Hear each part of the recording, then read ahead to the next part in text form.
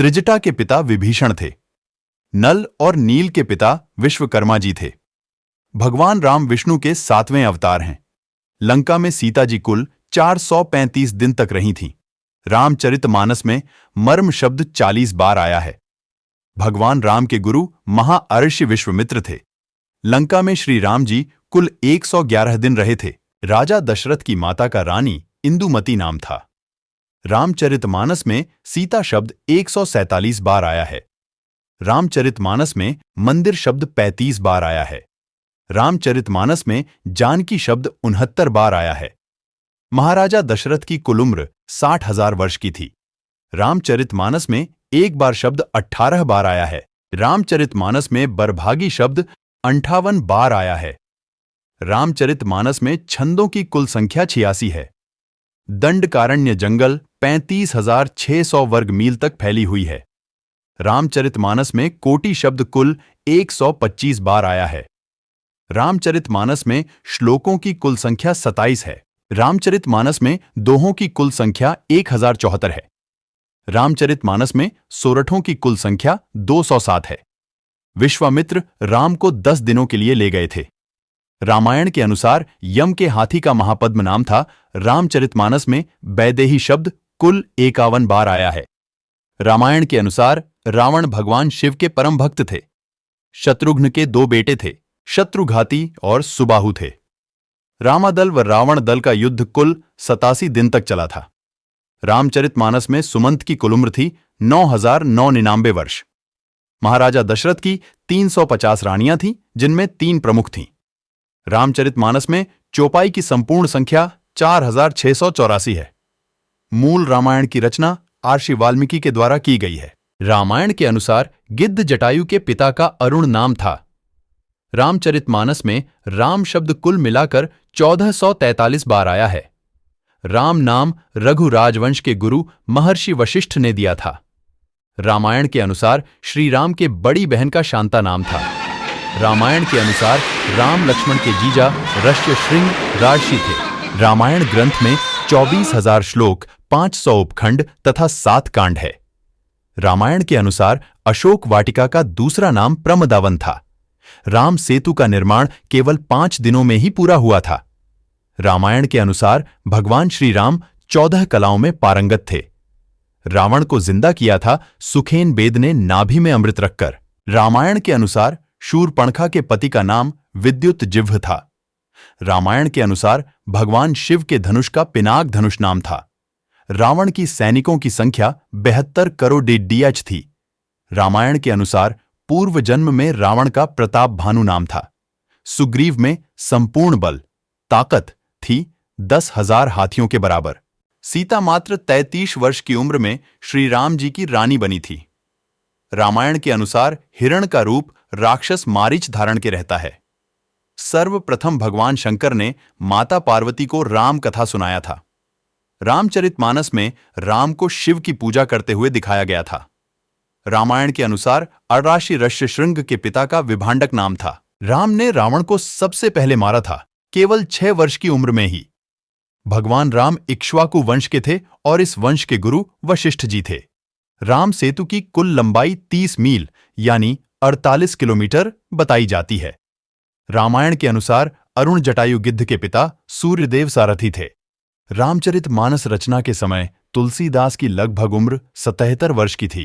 रावण के पुष्पक विमान की चाल गति 400 मील प्रति घंटा की थी। रावण ने सुग्रीव के पास शुक नामक दूत को भेजा था बात करने के लिए। रामायण के अनुसार लक्ष्मण के बदले 14 वर्षों तक उर्मिला सो रहे थे। रामायण के अनुसार अप्सरा रंभा रिश्ते में रावण की पुत्रवधू लगती थी। 10,000 साल तक अयोध्या में राजा के रूप में राम को ही नियुक्त किया गया। रामायण के अनुसार रावण बचपन में सबसे डरते थे क्योंकि रावण के 10 सिर थे। रामायण महाकाव्य में कुल 7 अध्याय हैं और अध्याय कांड नाम से जाना जाता है। महर्षि वाल्मीकि द्वारा रचित रामायण को और आदि रामायण नाम से जाना जाता है।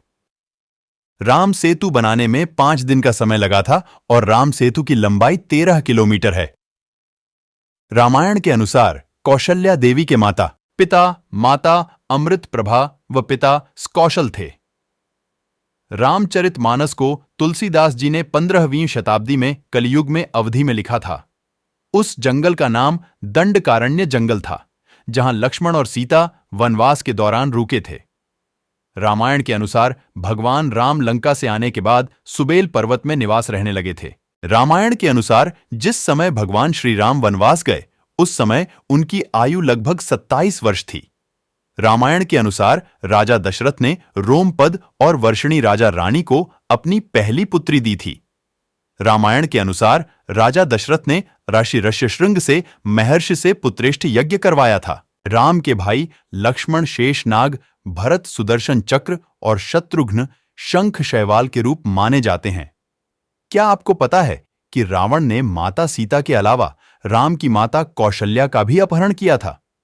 रामायण के अनुसार सीता माता के खोज करते वक्त राम लक्ष्मण ने कबंध नामक राक्षस का वध किया था। रामायण के अरण्यकांड के 14वें सर्ग के 14वें श्लोक में 33 देवी देवता के बारे में वर्णन मिलता है। रामायण के अनुसार कबंध नामक एक श्रापित राक्षस ने राम को सुग्रीव से मित्रता करने का सुझाव दिया था। रामायण के अनुसार दिव्य खीर को ब्रह्मा जी ने भगवान इंद्र के द्वारा माता सीता के पास पहुंचाया गया था।